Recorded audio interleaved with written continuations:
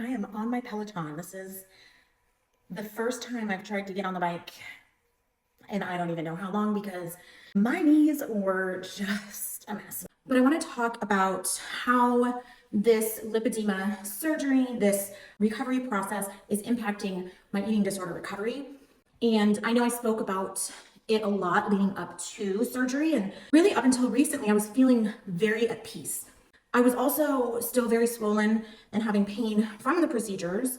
In the last 3 or 4 days, I'm starting to notice the benefits of the surgery. I'm feeling so much lighter, and as I'm saying it, it's like I'm cycling, and holy, like just so many things are starting to feel different. And for me, I thought my ED was going to get triggered because I'm getting smaller.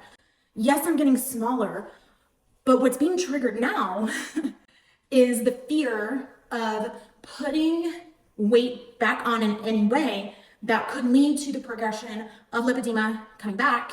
And then all of this that I put myself through, was it all for naught? Now, the food noise is getting loud. Should I eat this? Should I not eat that? Because there's all these restrictions with the lipedema diet.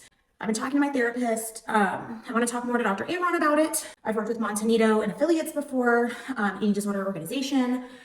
I know there's just not a lot of research around EDs and lipedema, but how could they not be correlated? So how do I move forward to take care of myself? Like, that is what I'm really trying to focus on, is being intentional about what my motives are. When the food noise gets loud, it's exhausting. And I've been here before for different reasons. I just don't want to get to a point where I just don't have the energy anymore.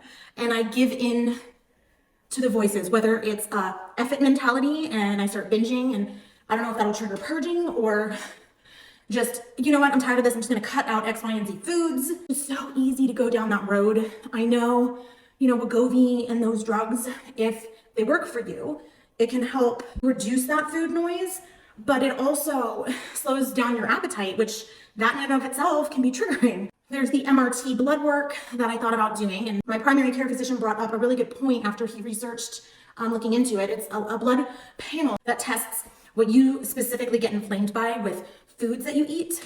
And in my mind, I was like, well, I'm gonna do that because then it will let me focus on maybe making choices that will be less inflammatory to me. And I was thinking of all the foods that would come back as not causing inflammation. My doctor's like, well, what happens if so many foods come back? And then I give you, this scientific medical evidence that's telling you it's okay to restrict. Is it a veiled pass, essentially, for my ED behaviors?